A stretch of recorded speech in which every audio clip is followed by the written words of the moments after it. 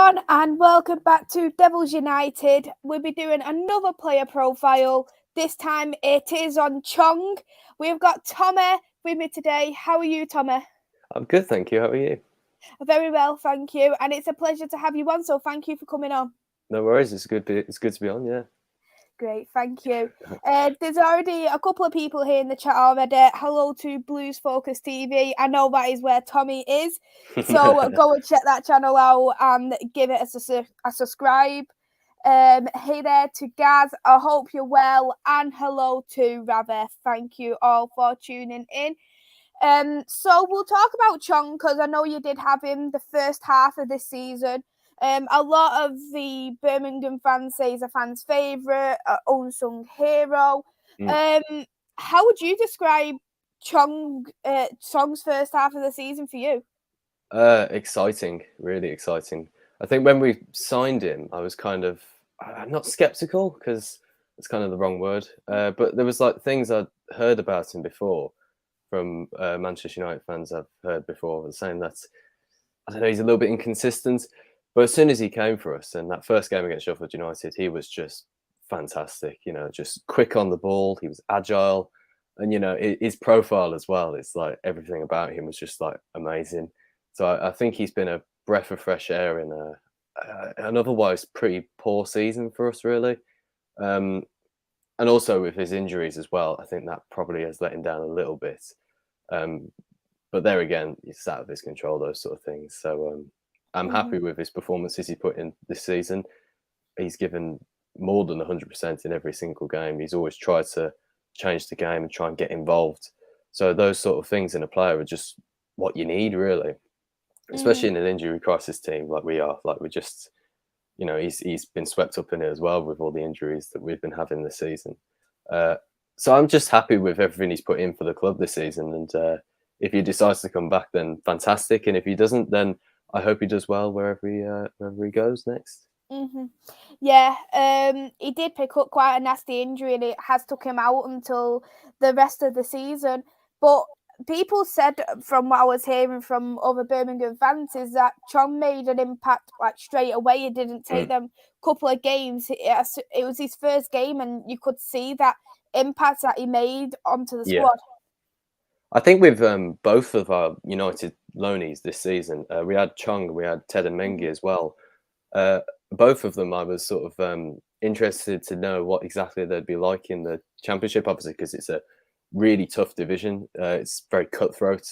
Some teams like Barnsley, who finished in the playoffs last season, they've got relegated this season. So if you're not in complete form all the time, and if you're not on top of it all the time, then those other teams, they will just take you over. And it's kind of what happens with a lot of those players, because at the start of each player's loan spell, it's been really bright. So with Chong, we were pushing towards the top towards the start of the season. Same with Mengi when he came in. We were starting to push a little bit further towards when he came in. I think it was January. I can't quite remember now, but I think it was. But both of them have just done all that they can, really. I think they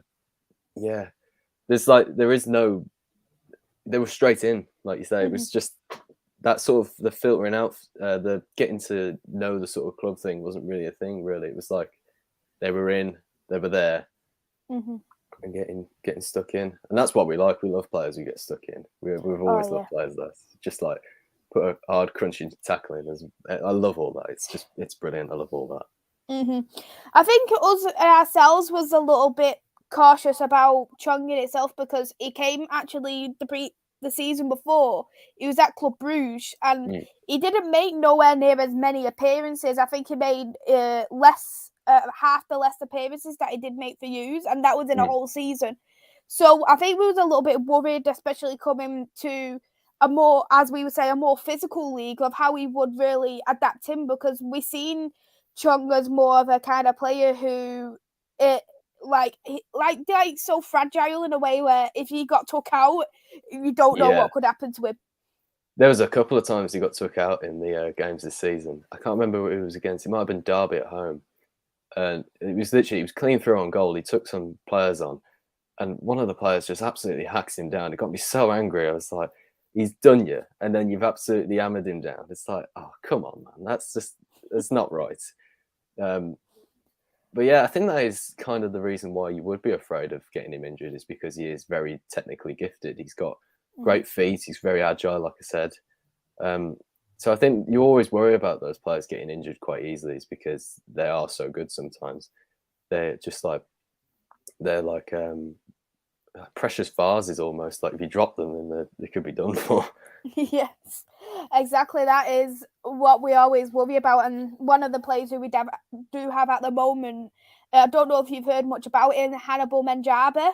He's a bit like him in that respect, where he's so gifted, he's got the ability, but you worry that if something happens to him on that pitch, because you look at his legs and think, oh, they're so thin legs, please don't do anything to these players, and you're just going to take them out. You might injure them for quite a long time, and that's how I think the same with Hannibal and Chong. I think the exact same about both of them. With Hannibal, like when was it in the Liverpool game he came on against? Yes, it was 4-0. It was like a sort of damage limitation. So he comes on, and although he starts throwing himself about and starts making silly challenges, you got to respect that for a young kid. I don't know how old he is. Is he like 18 or something? Or yeah, 18, 19 years. 18, 19, yeah. I mean, I respect that. If we got offered the chance to take him on loan, I'd take him. He looks like an exciting player. He looks like he cares. Not saying that many Man United players do. It's just making that clear. They don't. I'll answer that one for you. They don't care. Yeah, I mean, it's difficult being a professional footballer. It's like trying to give the effects that you're trying your hardest, because they could be, and some players give it off better than others, and I think that's where Chong comes into his element, because especially the role he plays in as well, getting up and down the line, winning tackles, an end-to-end type of football. I think that sort of shows the proper hardcore fans that we are, absolutely loving that proper battle for the ball type of football. I think we love players like that, because we've had players before like Michael Kieftenbeld, who's now at Millwall, who is just like the proper old-fashioned football. And I think with players like Hannibal, there's sparks of life with those type of players. I think you should be excited with those type of players, really, because they're like they don't come around very often. They're especially at that sort of elite level football, it's hard for them to come in and go, right, I'm just going to go in and just absolutely go for it. Exactly. And it just says a lot, really, about a player when the whole team is underperforming, and then you've got to bring an 18, 19-year-old to outplay you in 10 minutes. Yeah, there's a couple of times that's happened this season. Well, actually, for the full 90 minutes, now that I think of it. We've had players like, obviously, because we've had all of our mostly first team out injured for this season. So in games like Blackpool, we've literally had to put all of our young players. We had our young goalkeeper in nets. We had young centre-back, young midfielder and Jordan James. All these players who are just like, they may be first-team quality, but they're definitely not going to be if you completely chuck them in. So that was frustrating. But I don't know, like with Chong, he's still a young player. He's still in his early 20s, I think, isn't he? Or he's around about that age, he's currently 22 at the moment. Yeah, I thought he was, yeah.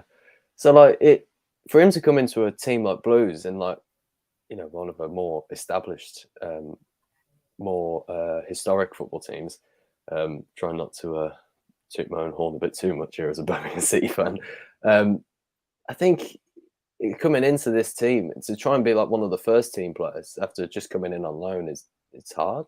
So credit to him. Yeah, definitely.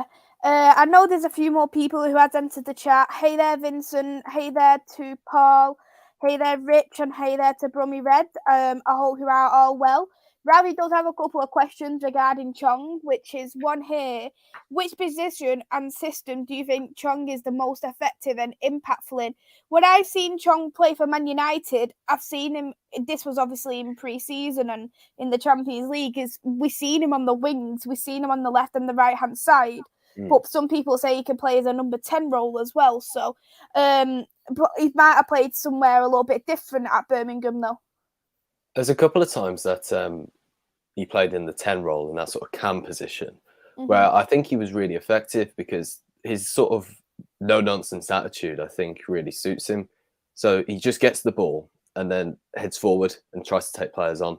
because I think that's the mentality he has. And out on the wide, sometimes you can get a bit isolated. I think I don't know how to properly explain it, but like I think from the times I have seen him play for us, I think him going through the middle has looked better. Although we do, because we don't really use wide players as well. We use wing backs. We mostly throughout this whole season we've played with the 5 at the back. So he has took more of a central role. So I think it has really helped him, and I think he has shown his ability through the middle by sort of picking it up off our wing backs and moving through the pitch and getting us up the pitch. There was a great goal that he assisted, which he really should have scored had he not been absolutely dragged to the ground again against Luton away. And he just steamroll through the whole of the defence, straight through up the other end of the pitch. He gets dragged down, ball rolls through to Hogan, who rolls it in the empty nets. But I think that central role is something that he can really kick on with. I think like times I have seen him out on the wing this season, it's been a bit, like I say, isolated. Like he's not really had the ability to sort of show how good he is, and it's a difficult position, I suppose. Like especially if you're that gifted as well. So I think a central role probably does suit him better. Yeah. Yeah, because you do look at some players. Some players, when they're natural wingers, they're able to cut in. They're able to have them narrow spaces. But by hearing what you're saying, it's Chong in terms of his skill, in terms of his ability, he needs that little bit more space, and it sounds like he's a lot more freer, and he has that more opportunity and spaces in the 10 role. Yeah, definitely. He makes that space for him as well. He doesn't demand it like other attacking midfielders would. He's determined to go and make that space for him. And again, that's another reason why he is very well liked here, is because he's not just going to watch the game go by. He's going to get stuck in. He's going to get at the players, at the defence, and try and make something, try and make a goal, try and score a goal. He's only scored one goal this season, which is a bit of a shame because the amount of chances he's created and the amount of opportunities he's taken, it could be better. But, again, young kid at a lone side, in a difficult, struggling championship side as well. I think he should be proud of what he's done here. He's done a very good job. Yes, yeah.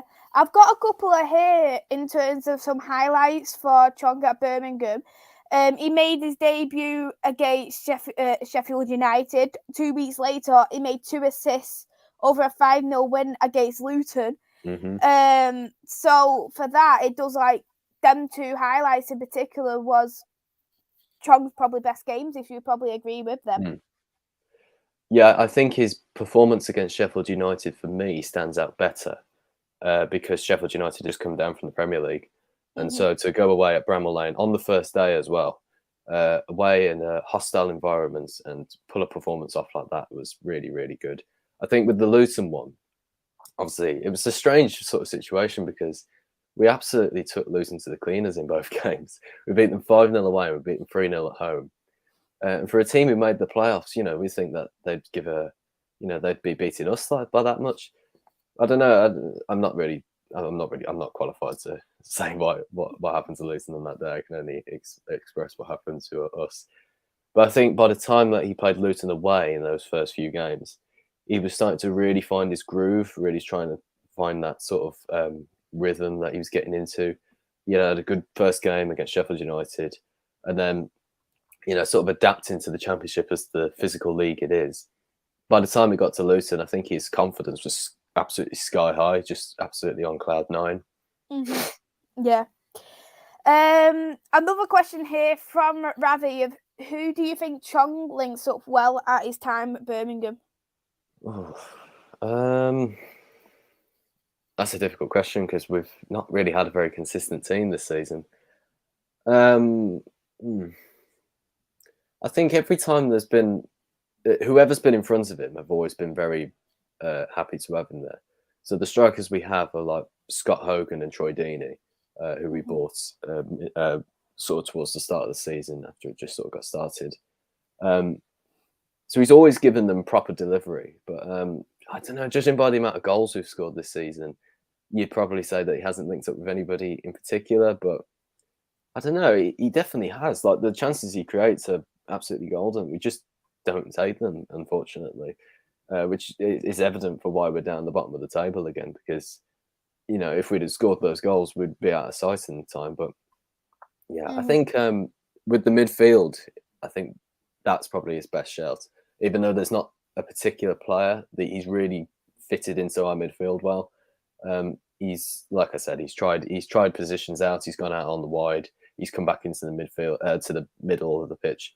I think with players like, we've got Gary Gardner, who I think has enjoyed his time with him because he's a very physical player as well. So sort of working with each other sometimes can be quite good.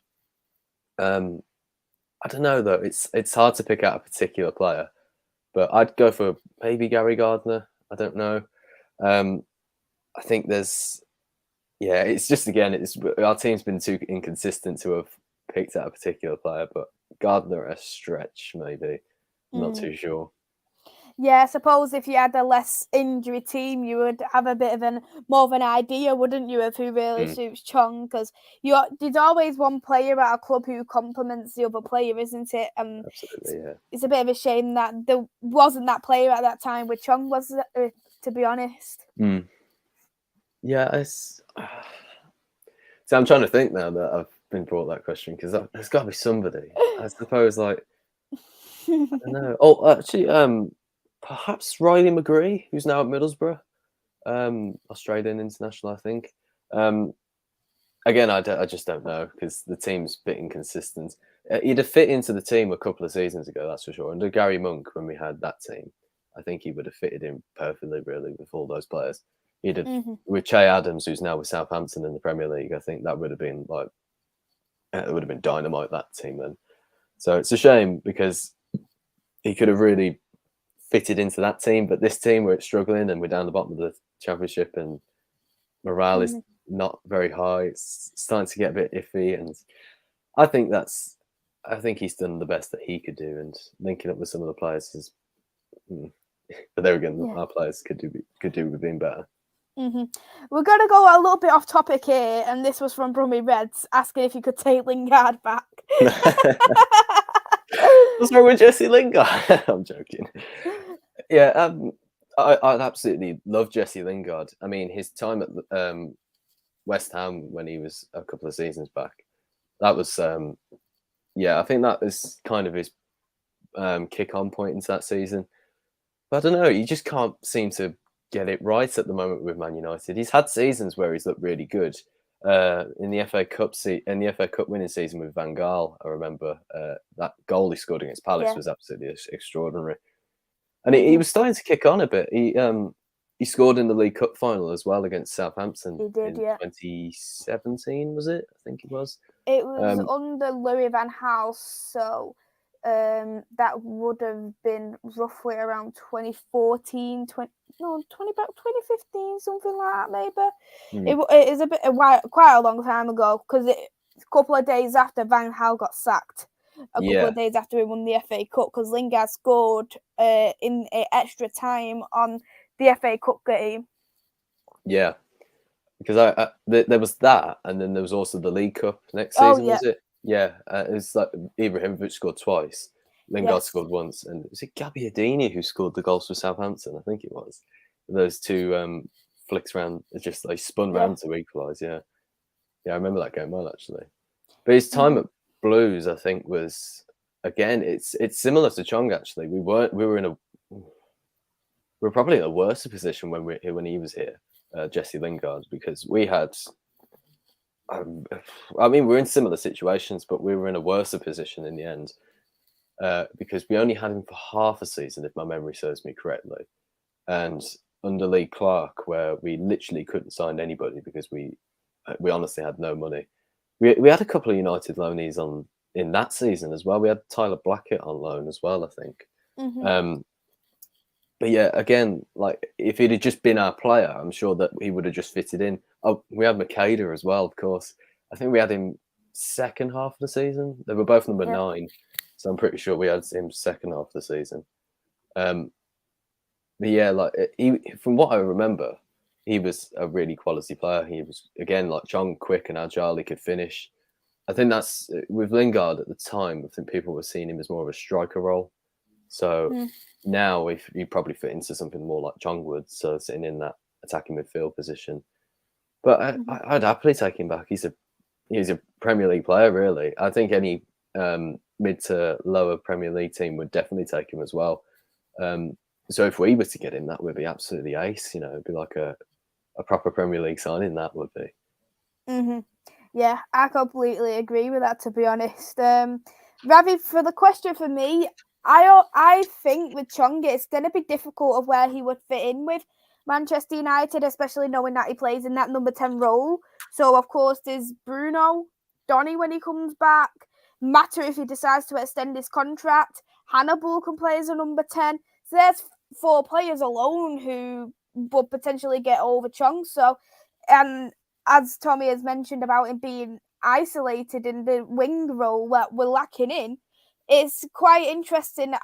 That's why I look at and think with Chong in particular is sometimes it's so much nicer just to let the player go and to be happy at a club rather than just consistently loaning the player out. But for you, Tommy, do you think he fits into this Manchester United team? Not really, I suppose. Which is a shame as well, because obviously you want to make as much from your youth academy players as you possibly can. But I don't know, with Ten Hag coming through, obviously, he's got them Dutch links. So there could be a possibility of him getting some game time. But like you said, with the attacking midfielders you've just listed, getting in over Bruno Fernandes, I don't think that's going to happen. He's going to have to really step his game up in order to do that, which I'm sure he can. Any footballer can, really, because anything is possible with a bit of courage and determination, and he's got absolutely stacks of that. So if he could work on his just kick on to be an absolute top elite player, then anything is possible. He's got more courage than he's more than capable of it. So who knows? He might do. Lay did make a good point here. Thank you for tuning in. That we are losing a few players at the end of the right now out of contract. Paul Pogba being one, Matic being another, Mata, but now there's rumours he's extending. Lingard's another as well. And he did also say he wants it over Rashford anyways, which is also very true. At this moment in time, I would take Chong on the wing over Rashford, the way he's playing at the moment. Yeah, Rashford hasn't been playing that well whatsoever. But thank you there as well, Lay, for tuning in. I've not seen you in the channel before. Andrew has got a question for you on how do you think Chong will play alongside Christian? I haven't heard of this guy before. Is he a newcomer? No, do you know? I thought you might have had an idea. Christian, I might have to Google this now. I think I might have to do the same. But I'll get all sorted for you. I'll find out who this player is. But we'll get this question answered by Rich on what level do you think Chong will end up playing at? I think he's capable of playing in the Premier League. I'm sure teams like Southampton, I don't know whether I've mentioned that before, I'm sure he could play at that level because he's definitely got the ability, and like I said, he's got the determination, the drive to. So if teams were willing to take him on, then I'm sure he could impress people. He could perform to that level. I also think he's far more than capable of playing at the top of the Championship. I'm sure a team like Nottingham Forest would gladly have him because I don't know. With looking at Forest, I think he could maybe fit into that attacking midfield role. I don't know. I haven't watched Nottingham Forest throughout the whole season. I've only seen them in little bits like the playoffs this season, and of course when we played them. But I'm sure he could because everything I've seen of him, he's determined too. So if someone gave him that little bit of guidance and gave him a certain position to play in every week, gave him regular game time, then I'm sure he'll be able to kick on and make himself a proper player because, like I say, he's got the ability, he's got the determination to, he's got the hair for it. He's got all the ability to be a proper class player. Yeah. Andrew was saying it is a dad joke. I didn't realise. Oh. Thank you, Andrew, for that joke. But yeah, in terms of Chong, for you, what is his best abilities and what is his flaws? His abilities, well, obviously, would be his. I think his attacking football is something that is so determined. He's like that. I keep using that word. I need to think of a better word. But like I can't not use it now. Like him going forward, he's very difficult to stop. In every attack, he's sort of gone forward. Very rarely is it broken down from things I can remember the season. I suppose his flaws would be more difficult to see because working with a team like us, down the bottom of the championship and, struggling for proper consistency this season with injury crisis. I don't know. I've not seen much of him that could suggest that he has a flaw that I can properly point out. I suppose, like, in terms of maybe like he just getting lost sometimes, there's like points where I can remember, I think he was at Forest at home, where he might have been playing a bit wider, where he looked isolated and he looked lost. So when he isn't in that sort of mindset, it's a bit difficult for him to get back into the game because, again, with us being very inconsistent, to have any sort of confidence is difficult. And for him to come into this team, obviously just surviving from the championship last season, to come in and be like, right, I'm going to get straight into this, proper driven. And in the first games he did, but with the championship being long, it's 46 games, it's a long time. It's like a proper campaign, and being a seasoned player at that level, it's hard. You've got to be really physical. You've got to be really tough, really mentally tough as well. So I think if he could properly master his mental, I'm trying to phrase this right, but like his proper grit and determination to go, look, things aren't going quite well right now. We're out of the game. We're 2-0 down or whatever. But I'm going to get on the ball. I'm going to try and find some options. I'm going to get into some spaces. I think that mentality would just even kick him a little bit further, and it would bring the whole team with us then. But there again, it's hard because being a team like us and not winning many games this season, we've only won 11 games this season. So, it's hard to sort of point out like an evident flaw in such a young player. But I think if he had that even more grit and determination, which is hard to suggest, but I think if he had that little bit more of like proper really going for it and like proper anger and determination to get everybody rolled up, I'm sure that would be like the flaw. But there again, I can't really think of many at the moment. He's been very good for us. Yeah. I can't lie. I don't know if he's took many, but how was he in terms of his like set pieces, his crossings? Have they been good? And as well, how is he in terms of his defensive kind of football? Because some people say that he can make very poor tackles and can get quite easy yellow cards, but I know the yellow card rules are probably a bit different compared to the Premier League. The yellow card rules. I don't know, actually. There's a lot of fouls that are not fouls in the Championship.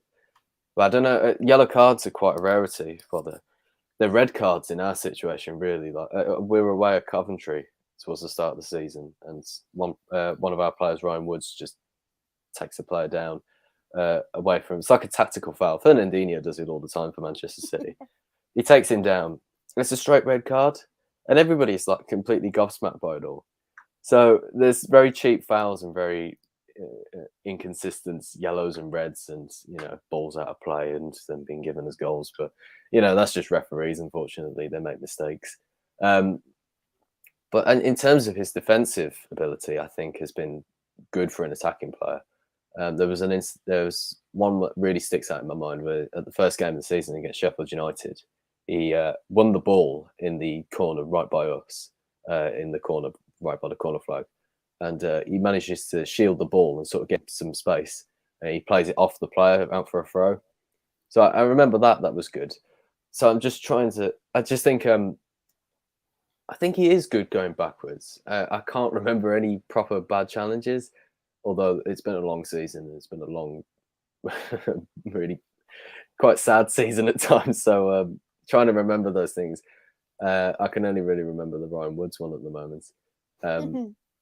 Yeah, so that's that one really. But in turn, he's been good. He's been good going backwards. He's got a good sense of standing players up in the right position, so he knows that if our wing back is holding the player up, then he'll know just to sort of cover around the side of him and keep the pressure on a little bit and try and close off some options. I think those are some of his defensive traits that he's got. Mm-hmm. Is he good though with his set pieces and crosses as well? I've not seen much of him doing that. Yeah. In particular, a lot of the set pieces we've had this season have been long throws, which are just they're just the worst. Always good. They are dreadful. We've scored one this season out of I don't know. I think somebody worked it out on Twitter the other day. I can't remember how many long throws we've had, but we've had one work all season, and that was only towards the end of the season. It was a free header as well. So I just hate those. I hate those long throws so much. I think I think he might have took a free kick against Forest at home. That might have hit the post. I can't quite remember now. But most of our free kick takers are the ones I can remember anyway. Jeremy Bella and Gary Gardner, and they're not great. So we're not very good at set pieces, to be quite honest. We don't score from many corners. We don't score from many free kicks. Sounds like Man United, to be honest. I don't know. Like our team isn't too. We're not very tall. When we went to Millwall in December, and us compared to them, it was like enormous. Millwall have like absolutely they're like giants compared to us. I think our tallest player at the moment we have is Mark Roberts, who's 6'4". I think the one before that was Matthias Sarkic, who was 6'5". But for everybody else, it's like they're roughly about 6 foot. So we do struggle from set pieces. And Chong would be, I think he's 5'11", 6 foot maybe.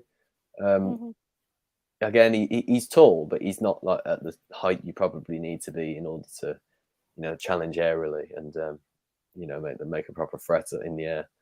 I mean, we have Lucas Djukovic, who's 6'1", who used to be good. I can't talk to him. I can't talk about him like that. I love Duke too much to say that he's not on form at the moment, but yeah, we'll just cross over that. He used to be proper elite in the air. I think a lot of his chances, every time we crossed the ball into him, was like goal. Nowadays, with him getting on a bit, it's like it's sad to see him sort of declining with age, but he's been a hero for us. And speaking about the throw-ins, Vincent has said, I don't know how true this is, that you've had a player who went into the Guinness Book of Records for the longest throw. Is this right? Or I don't know how right that is. That rings a bell now that I think of it. I've got to Google that. I think Andrew said Andy Legg. Who was that? Who? Andy Legg? Yeah. Let me have a look at this. Andy Legg. I'm probably making myself look a right idiot right now. Don't worry about it at all. Not that I can find all find new anyway. for me anyway. Everything you're telling me is all new. But Andrew said that you pumped Swansea at St Andrews, and he was surprised that you didn't kick on with the season. We had a bit of a run after that. We won 3 games on the bounce. So we beat Swansea, we beat Middlesbrough away, and then we beat Bristol City at home. And we really should have won the 4th game after that against Reading at home. We took the lead through Scott Hogan, but then we threw it away late on, which has been a big issue for us for the last few seasons, really. It's that defensively, we're not the best because, and I don't want to go around slacking players off or anything, but like it is something that we've definitely got worse at, because there's been plenty of times this season where we've had the lead, we threw it away. We've even come back to have a draw and then threw it away. Like multiple times, like that Reading game that I just said. Derby away, we were 2-0 up and we threw it away there. Coventry at home, we were 2-0 up at half time. It was 2-2, sorry. We were 2-0 up and then we lost 4-2. And so, like, I just don't know. I don't think we're a very seasoned team, if that makes any sense. Yeah. It's like we can go on those mini runs like we do. Like we can win 3 games against Swansea, Borough and Bristol City. I don't know. It's like after we lost to Reading, it was kind of like back down to earth a bit, because it was like, no, we're not maybe going to push on for the playoffs. We're probably just going to finish mid-table, but then we can just absolutely slide, and then we end up finishing 20th, which is surprising because we're better than that. We're not great, but we are better than that. We've definitely let ourselves down really by finishing 20th. I think we could have done better. We should have won more games. We've thrown away leads, like I say, and yeah, I don't know. We just need to believe a bit more, maybe. And it's hard with having poor owners and half closed stadiums, and it's just it's really difficult to get behind at the moment. But there's always that glimmer of hope with Sporting the Blues. So if there's that opportunity to get going again, then we'll believe we can. But consistency has just been a bit of a disappointment with us for the past few seasons. Chris is in the chat. Hey there to Chris. I know we touched on it a little bit behind backstage, and he just wanted to know what the situation was with your owners, because I know we've heard a lot on social media and stuff. Jesus, have you got an hour or something I could talk about that? I'm amazed that Amazon haven't come to us for a mini docu-series, honestly, because the amount of things that have been going on at that club is just astonishing. It's realistically looking at it from a business point of view, and it's difficult doing this, obviously being a fan of the club, which is why I would never really, I'm quite, I don't know. It's like they don't want to invest anymore. They've made it clear. And at the very start of the season, where they closed the stadium off because the lower tiers were not safe to be sitting in, because the support beams beneath the stands weren't strong enough to obviously let people sit in there. So they've shut it off. But what any other owners would just sort of come out and transparently sort of explain everything, what the details were. I think it was Brighton's owners who, in the pandemic season, they came out and sort of laid everything out on the table and explained to everybody what was going on. They explained to their fans that they weren't very good. They weren't in a good situation financially. And so with us, it's like the opposite effect, because they don't tell us anything. And the things they do tell us are told after we've protested, and they feel like a diversion tactic. So with the whole stadium fiasco, pretty much, it's stemmed from the fact that was it a couple of weeks before? We knew before the season would start that there were stadium issues in the Tilton and Cop, which are the two joined stands around in the stadium. We knew there were issues, but we thought at the time that they were repairing them. We thought that they were getting underway with it. We had the whole season throughout the pandemic where they could have fixed it. And we get back to the first home game back against Stoke, and we find out that the season tickets that my dad had bought for me and my brother and him were in those stands. We couldn't sit in them because they said to us a couple of weeks before the game was about to be played, they said that it's not safe to be sitting in those stands. And so we've paid good money in the high hundreds to get those seats, for us to be put in a ballot for those next two games that we play at home against Stoke and Bournemouth.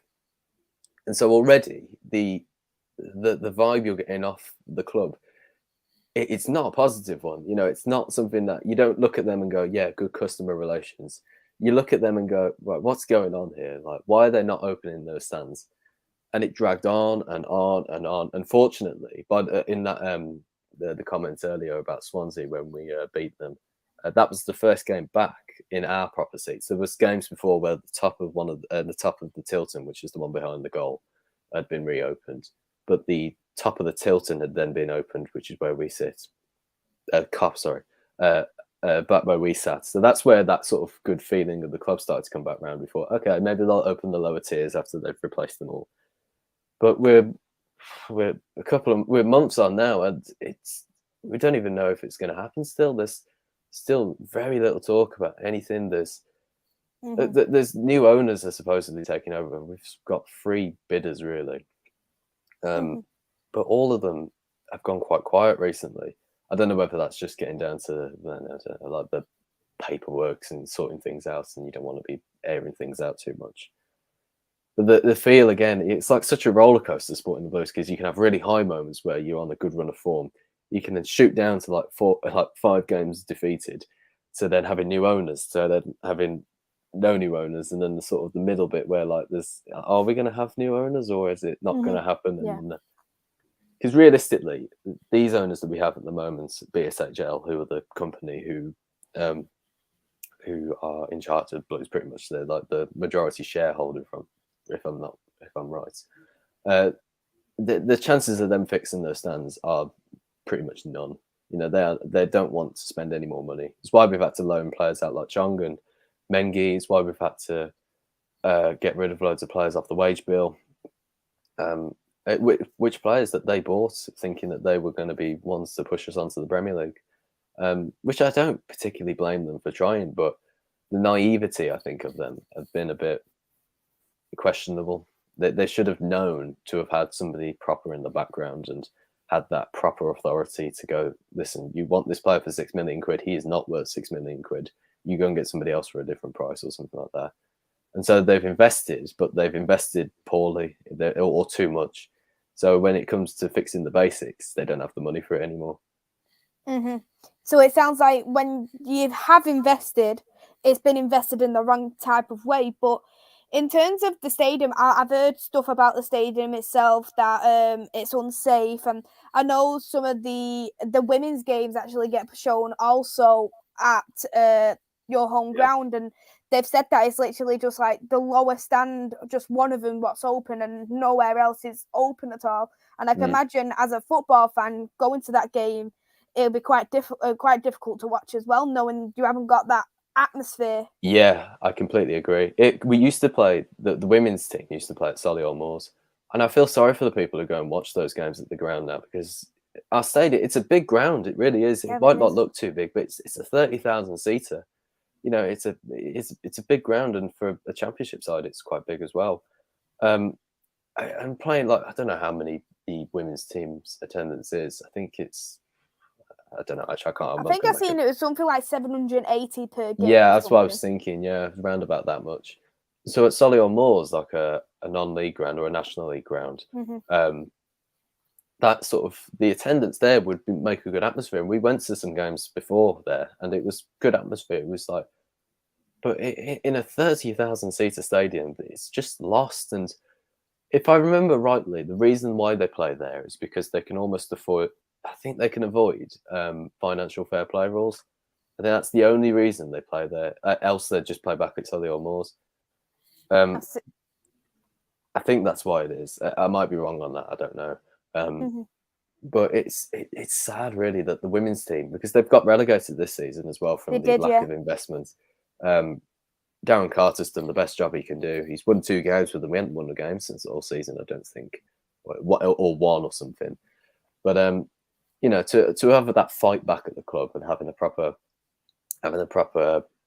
Blues fan back at the club in that manager role, I think has really helped sort of just giving that little bit of hope towards the end of the season, even though we did get relegated. We did at least beat the Villa on the last day of the season. So, and you actually had a lone player of ours also at the women's team as well. Your goalkeeper, Emily Ramsey, was actually a Manchester United player. Oh, great! Yeah, I used to know a girl who used to go to my school. She's called Connie Schofield. I think she's at Leicester City now, but she did go to my school, which I thought was quite good. But I don't think she ever played for them, though, which is a bit of a shame. But yeah, I'm not too keyed up with all the women's football. I watch it from time to time. I used to be quite proud of it, to be quite honest, because we used to be like, you know, winning the FA Cup and pushing for the top all the time. So I'm like, although obviously the most thing I care for is the men's team, but obviously having Birmingham City doing well is just good for the whole club. And you know, I thought, well, the men's team might not be there yet, but you look at the women's team and our academy players that we bring through as well. You know, there was still some life within the club, but you just look at it now and you think, God, it's just going nowhere. And it's difficult supporting that week in and week out, you know, traveling the length of the country to try and, you know, get anything behind the club. And the atmosphere this season has been, as you can imagine, just null, just dull. It's like, how can you really get behind? It was like this. I swear, with the stands closed, it's like the maximum we can get is about 15,000. So it's about half of the attendance we could probably get. And so with the women's team, it must feel even worse. You've got this enormous stadium compared to what you're used to. Try and get behind that. It's just hard. It really is. It's hard supporting the club at the moment. Oh yeah, I can imagine. A few more people has entered the chat. Hey there, Nippon. Hello to Static. Hello there as well to Jordan, and hello to Luca. I hope you are all well. I'll do a couple more questions and we will wrap up. Ravi has asked, is Chong better starting or coming on as an impactful sub? Starting, I definitely think so.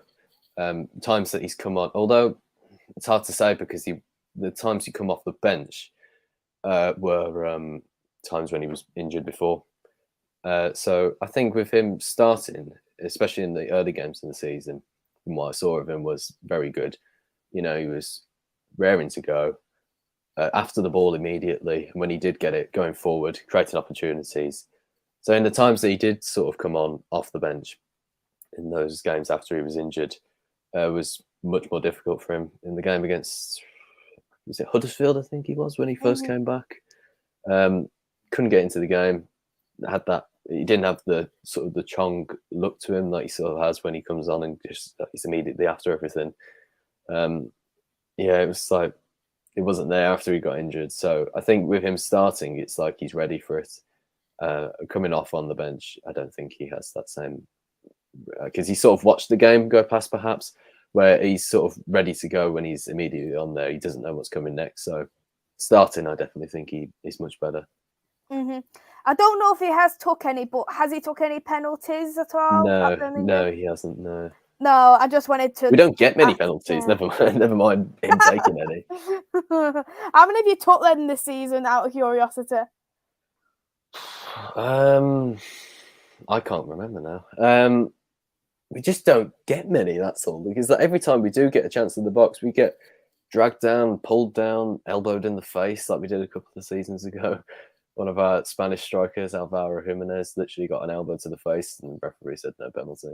He posted on Instagram a couple of hours afterwards with a big gash down the side of his face. Oh. It was like no penalty apparently. So we very rarely get penalties. How could it not be a penalty? I know, yeah. We very rarely get penalties, and every time we do, we're not the best at them. Though Lyle Taylor, towards the end of this season, who's Charlton loanee, the 2 penalties he's took have been fantastic. So if he was to stay on for next season, which doesn't seem likely, but if he did, then he would definitely be our penalty taker. Yeah, and we'll wrap it up with Chris's final question is, are you worried about relegation battle for next season? And I'll add on something else on, if you think Chong stayed for the entire season, do you think you would have been a lot higher up in the table? Well, I am worried about relegation this season. I think it's only natural to, from everything you're seeing around the club. I think it is a worry. I don't know whether Chong would have done anything more with us, because although he's a fantastic individual player, being in this team, it's difficult to keep that consistency up and keep winning. And he's shown bits where he's shown in it with the team in bits of it, like that 3-game winning streak. But there's been times where it was almost impossible for anybody to really get the grip of the game. Like in that 6-1 defeat against Blackpool away, by the time it was 3-0, there was nothing anybody could do really. We've had other players like Ana Hernandez, who's come in from Norwich, players like Taylor, like I said earlier, who have tried. They've tried their best, but it's just hard. It's a difficult division, and in a team that's got very little confidence at the moment, it's hard for anything to really sort of kick into gear. So you can be as good a player as Chong is, but still not have the ability to push this team up towards the top of the table. We need more players like Chong. We need more players like Mengi. We need more players like Taylor and Hernandez, who are absolute dogs on the pitch, just willing to go after anything.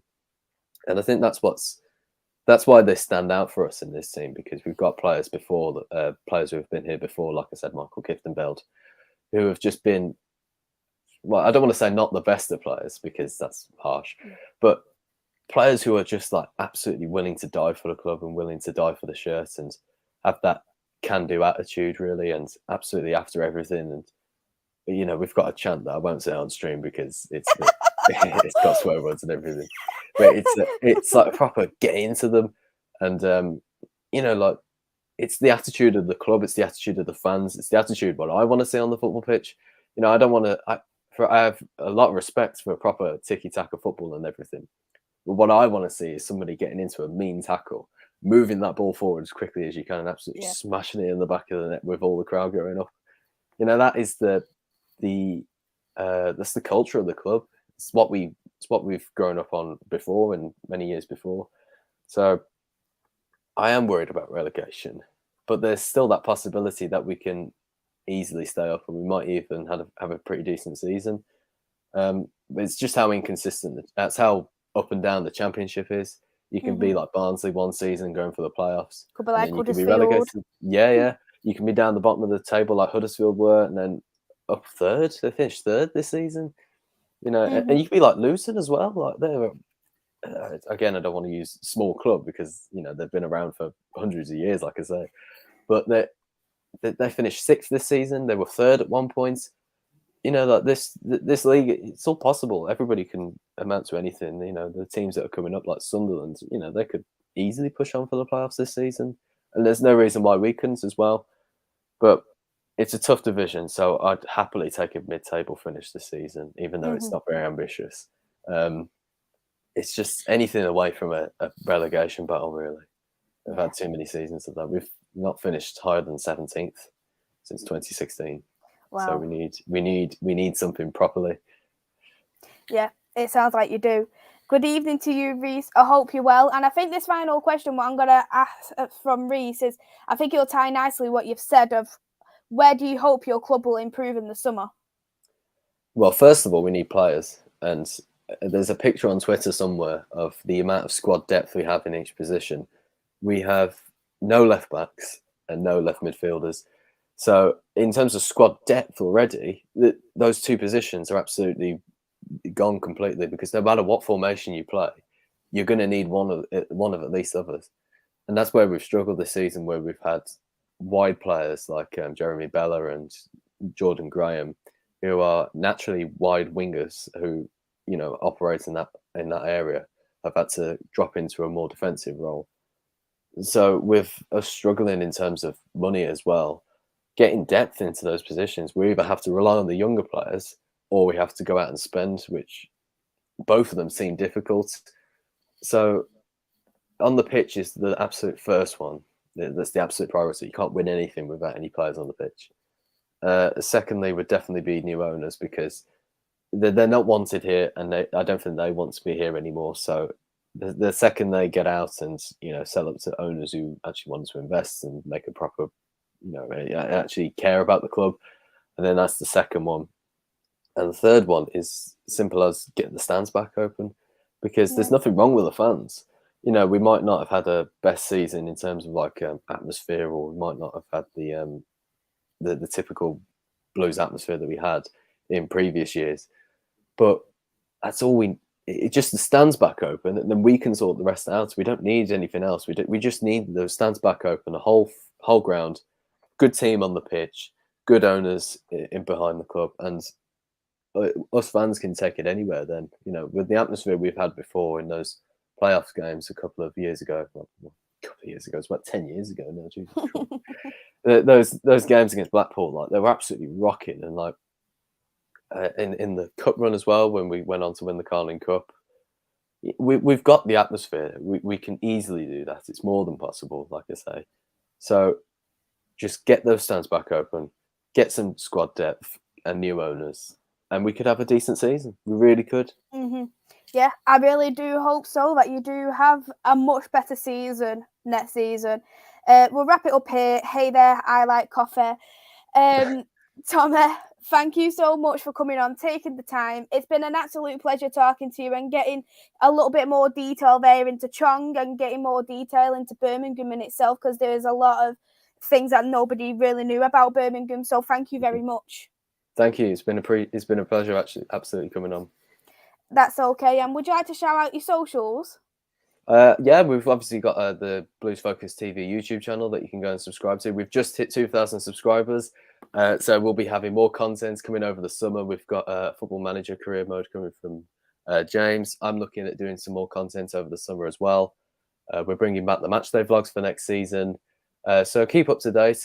From the Blue, we've got Instagram as well. You just look at Blues Focus and you can find us there. I don't remember the tag anymore. I can't remember. I can't remember how many dashes it has or whatever. But you'll be able to find us just by searching in Blues Focus. We're determined to really kick on this season and make a proper good season of it if we can. It'll be a bit difficult if we're down the bottom of the championship again, but hope springs eternal. What I've done, I've put the link for the channel in the description below. So if you haven't already, go and check Blues Focus out. And I've also put your Twitter handle in the description below. So if you want to give Tommy a follow, you can do that as well. I'll be next live myself. It will be on Wednesday. I'll be doing Keaton's Premier League quiz. You've already got a couple of subscribers already off Reese and Andrew. So thank you both for thank you very much for subscribing. Channel. So yeah, I'll be next live on Wednesday for the Premier League quiz, and then me and John are back on Thursday to do the preview for the Champions League final. So plenty of content here on the channel, and we'll be doing some more player profiles in the summer. It's trying to discuss as many of our loan players as we can. So keep in with the channel, hit the like button, smash the subscribe button, and we'll see you all on Wednesday. Goodbye for now. Keep on.